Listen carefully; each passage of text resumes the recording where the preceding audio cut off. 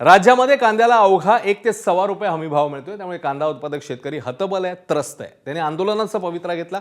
त्यांना राज्यातले विरोधी पक्षही साथ देत आहेत. आज कांदा उत्पादक शेतकऱ्यांसाठी ठाकरेंच्या शिवसेनेने समृद्धी महामार्ग रोखत आंदोलन केलं. अंबादास दानवेंसह शिवसेना कार्यकर्ते आणि शेतकऱ्यांनी मिळून समृद्धी महामार्गावरील येणाऱ्या जाणाऱ्या सर्व मार्गिका रोखल्या.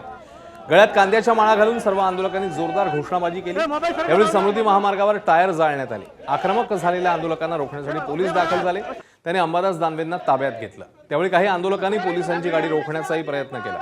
त्यामुळे काही काळ तणावाचं वातावरण पाहायला मिळालं. शेतकऱ्याला 1 रुपयाचा भाव मिळतो. अरे 50 पैशाचा मिळू लागला काही ठिकाणी 50 पैशाचा मिळू लागला. या नुसत्या घोषणा 12 रुपये काही मिळालेलं नाही कोणाला आणि मिळणार पण नाही. आणि म्हणून या कांदा उत्पादक शेतकऱ्यासाठी आम्ही रस्त्यावर उतरलेलो आहे. तुम्ही समृद्धी पहिलं आंदोलन होत आहे, तुम्ही शेतकऱ्यांसाठी समृद्धी अडवलाय. बिलकुल अडवणार आम्ही. आता मला परवानगी नसताना अडवलं. परवानगी सोडवा, पोलिसांनी परवानगी थोडी मागितलेली आम्ही.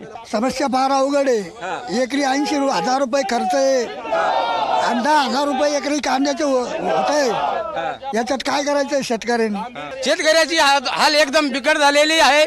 एकरी 60,000 ते 70,000 रुपये खर्च येत असताना आज कांदा 300 ते 400 रुपये बाजार भावाने विकला जातोय.